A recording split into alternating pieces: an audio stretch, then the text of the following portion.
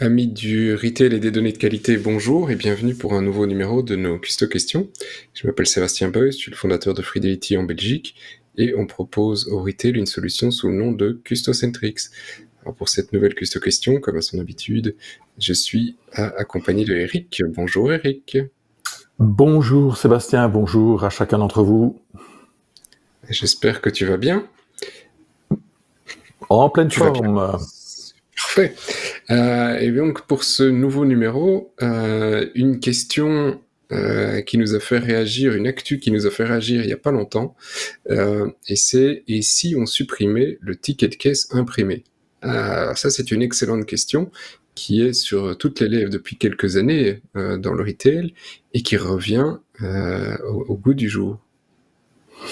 Et oui, on a des sénateurs qui ont pensé à nous et qui ont donc donné leur feu vert il y a quelques jours ou quelques semaines pour que, effectivement, la version numérique du ticket de caisse devienne un petit peu la valeur par défaut et le ticket de caisse imprimé devienne une alternative demandée par le consommateur. Encore faut-il que notre gouvernement valide ça pour rendre ça exécutoire, et je pense que c'est l'occasion de se poser pas mal de questions. Alors Sébastien, il y a déjà des enseignes qui font ça depuis un petit temps, et elles le font dans une logique de service. Et donc j'ai été voir dans ma boîte aux lettres et j'ai retrouvé un mail qui m'était adressé par AS Adventure. Je vous précise tout de suite, c'est pas un client de Fidelity et de Custocentrix, mais il fait bien son métier. Et donc quand on a fait un achat, directement après l'achat, on reçoit un email avec la version digitale de ce ticket de caisse. Et il y a quelques aspects qui sont assez bien faits dans ce qu'ils font. La première chose, c'est que ce qui m'a frappé, c'est le libellé de détail de l'article que j'ai acheté. Et deuxièmement, c'est la photo. Et ça, Sébastien, ça va te faire réagir parce que tu as travaillé il y a peu sur l'intégration d'images et l'intégration de caractéristiques ajoutées aux achats pour les rendre intelligibles pour les consommateurs. C'est une belle démarche qu'ils ont fait là, non? C'est une belle démarche, même si, alors je sais pas si c'est le screenshot ou la photo originale, c'est un petit peu pixelisé, hein, donc c'est difficile. Alors, tu sais ce que tu as acheté, donc toi, ça te pose pas de problème. Moi, je suis obligé de lire le libellé pour comprendre ce que c'était. Mais effectivement, une image vaut. On est dans une société d'images. Une image vaut mieux qu'un long discours. Et effectivement, c'est crucial au niveau non seulement des tickets, mais aussi des recherches de produits et pour plein d'infos de retrouver ces images de produits. Et aujourd'hui, la plupart de retail n'ont pas ces images liées à leurs produits. On voit même déjà difficilement un catalogue propre de produits, donc c'est déjà difficile. Et puis ils se sont donné, ils se sont mis comme contrainte de rester imprimables sur un ticket de caisse, et donc les libellés des articles sur le ticket de caisse, va-t-on les comprendre dans plein de cas quand tu regardes ça un petit peu a posteriori.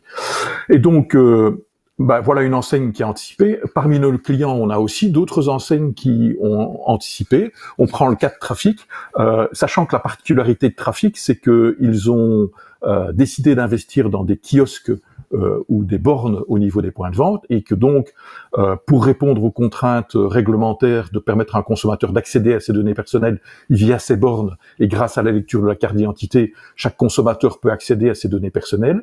Et étant donné qu'ils ont investi dans l'intégration avec leur système de caisse, ils ont directement permis aux consommateurs de checker une petite case complémentaire relative au fait qu'ils souhaitent ou non disposer de leur ticket de caisse imprimé lors de leur passage en caisse. Et cette même possibilité, elle est déclinée sur MyFidelity, qui est le portail que nous mettons à disposition des consommateurs qui utilisent les systèmes de fidélité proposés par nos clients, mais également sur l'application mobile. Et donc, on voit tout l'intérêt de l'intégration avec un système de caisse et de pouvoir avoir des interfaces par lesquelles le consommateur peut exprimer ses préférences et ses choix sur ces sujets-là, qui sont des sujets assez sensibles. Donc, beau travail de votre part, Sébastien. D'ailleurs, pour rebondir, c'est sur ce sur ce portail, MyFidelity, que pour des enseignes comme Trafic, tu rajoutes des images ou tu rajoutes des caractéristiques de produits pour les rendre plus visuels et plus simples à retrouver comme tels. Donc voilà un petit peu ce qu'on pouvait dire sur le sujet. Si tu me permets, Eric, je vais juste rajouter un point là-dessus pour l'info technique. Donc effectivement, le consommateur peut définir si oui ou non il veut recevoir un ticket. Il y a d'autres points. Trafic, effectivement, a pas mal de fonctionnalités intéressantes avec nous. Ils ont été assez loin dans l'intégration. Mais pour que ça fonctionne, effectivement, il faut que le consommateur s'identifie. Donc à chaque fois qu'il s'identifie au niveau de la caisse, on peut récupérer ses préférences qui sont automatiquement communiquées au logiciel de caisse, et s'il ne souhaite plus de ticket, il ne reçoit plus de ticket papier, mais uniquement un ticket digital. Donc là aussi, c'est une certaine opportunité, mais dont on reparle un petit peu plus loin. Mais donc ça nécessite une intégration. Ouais. Peut-être pour préciser, dans le premier exemple que je vous avais montré, en fait, on reçoit un email avec le détail du ticket de caisse, tandis que en ce qui concerne Custocentric et MyFidelity, c'est un enregistrement qui est sur le portail, qui peut être souligné dans l'application mobile par un message push pour confirmer que la vente a bien été intégrée, que les détails sont disponibles, et qui pourrait très bien aussi être renforcé par l'envoi d'un email, avec une pratique comme celle qu'on a vue pour le retailer que je citais en exemple, qui profite du fait de l'envoi de l'email pour sonder la satisfaction des consommateurs. Ceci dit, mettons-nous dans la peau des consommateurs. Alors, j'ai retrouvé un article qui a été publié par l'Observateur, le Nouvel Observateur en France en juillet 2020, et qui dit « Il faut quand même savoir que les aires de caisse sont légion, et que donc dans 8%, ce serait pas conforme. » Alors pourquoi? C'est parce que c'est de l'étiquetage qui correspond pas entre ce qui est mis entre le rayon et ce qui est dans le système de caisse. C'est parce que c'est une erreur de manipulation, etc. Toujours est-il que les consommateurs, eux, ils ont besoin d'un niveau de confiance. Alors, qu'en est-il du point de vue du législateur? Le législateur en Belgique, il n'impose pas le ticket de caisse, donc on pourrait s'en passer. Mais si ce ticket de caisse est bien présent, c'est parce qu'il y a une série de raisons d'être dans le point de vue du consommateur et dans le point de vue de la relation entre le consommateur et l'enseigne. Alors, si tu veux, Sébastien, on peut en regarder quelques-uns ensemble. Donc, je vous l'ai dit, le ticket de caisse, sa première vocation, c'est de rassurer et de permettre la vérification. On en parle régulièrement quand la première chose que vous faites quand vous regardez le ticket de caisse et le cas échéant qui comporte un détail, c'est est-ce que les prix qui sont pratiqués sont bien corrects. Quand vous êtes à la caisse et que c'est affiché alors que quelqu'un scanne sur un écran, c'est pas aussi simple à suivre comme tel. Maintenant, il y a aussi d'autres pratiques comme le self-scanning, et de plus en plus de consommateurs, quand ils font ça, ça les rassure parce qu'ils voient directement quel prix qui va être effectivement ajouté sur leur ticket en la matière. Deuxièmement, ça peut être la preuve de paiement si besoin d'une facture. Chez Trafic, un consommateur peut demander une facture. Pour ça, il a besoin de faire référence à son ticket de caisse et à ses dépenses. Si vous faites un achat B2B comme tel, vous allez toujours agrafer le ticket de caisse à votre facture pour servir le cas échéant de preuve de paiement. Et puis ce ticket de caisse, nous n'oublions pas, il reprend toute une série d'informations utiles, typiquement un code parking pour sortir du parking, un code barre pour sortir de la zone self-scan si vous avez utilisé du self-scan. Il est nécessaire en cas d'échange, et puis il y a toute une série de consommateurs qui aiment bien de tenir leur compte et de faire leur compte. Plus on a des difficultés à boucler la fin du mois, plus c'est important évidemment de pouvoir faire ses comptes. Et ça, Sébastien, c'est quelque chose dont tu as tenu compte dans la conception de MyFidelity, parce que tu as une approche budgétaire des dépenses déjà. On a une approche budgétaire, donc effectivement on a le détail des tickets, donc sur lequel on s'est dit on fait pas mal de statistiques pour le retailer. On peut aider aussi le consommateur à gérer ses dépenses, et donc pour chaque consommateur dans l'app et le portail, il peut voir toutes ses dépenses de manière mensuelle, aussi bien agrégées sur tous les retailers qui travaillent avec nous, ou par chaîne, pour savoir si spécifiquement dans une chaîne, quel est son budget, comment il évolue au fur et à mesure du temps.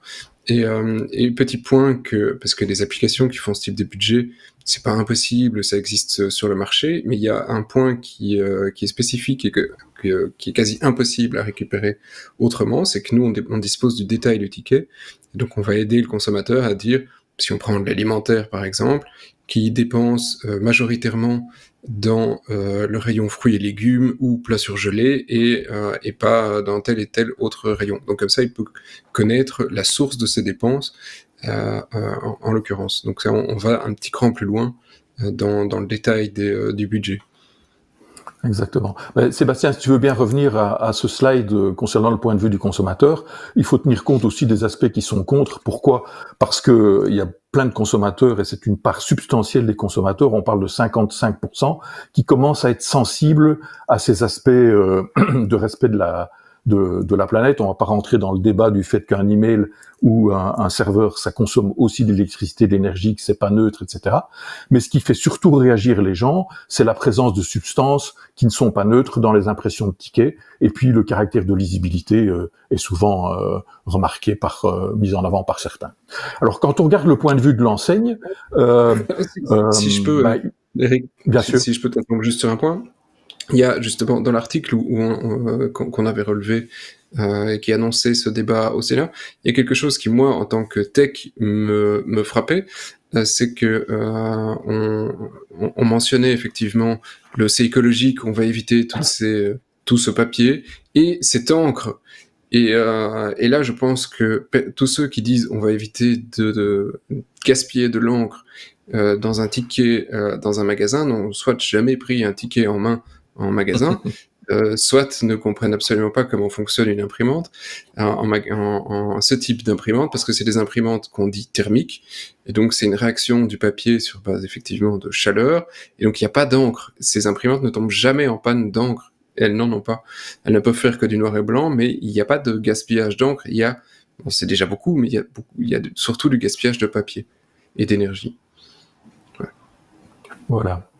Et donc, on a regardé un petit peu le point de vue du consommateur, regardons un petit peu le point de vue de l'enseigne, et on va voir que c'était effectivement en miroir. On a besoin d'une preuve si jamais un consommateur rentre dans une espèce de contestation.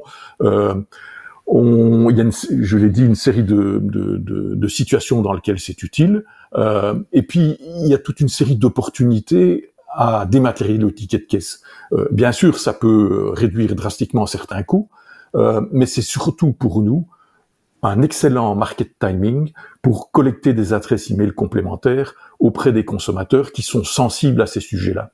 Et deuxièmement, ça pose toute la question du développement de nouveaux services à l'égard des consommateurs à partir du moment où on dispose d'un portail accessible tel que celui que propose MyFreeDility, ou qu'on dispose de bornes sur les lieux de vente pour permettre une forme de dialogue digital avec les consommateurs, que ce soit pour leur imprimer des bons, des coupons, leur donner accès à leurs données personnelles, ou leur permettre de retrouver l'historique de leurs achats grâce au fait qu'ils sont identifiés. Et donc voilà en ce qui concerne le point de vue de l'enseigne. Maintenant, si tu veux, on peut se mettre un petit peu dans une vision un peu prospective. Pour les enseignes, rappelons-nous, superbe opportunité. Deuxième aspect assez important, et tu as évoqué le sujet, Sébastien, c'est qu'à partir du moment où on va toucher à ces sujets-là, on va devoir parler de l'intégration avec les systèmes de caisse. Et ça, pour les marketeers, c'est une fenêtre de temps qui mérite d'être exploitée. Donc, il s'agit, dans le dialogue avec les départements informatiques qui ont besoin d'une forme de planification et d'un agenda assez précis quand on touche à des systèmes d'information aussi importants que le système de caisse, d'être là avec une expression simple de ce qu'on veut faire et une expression claire de ce qu'on veut faire.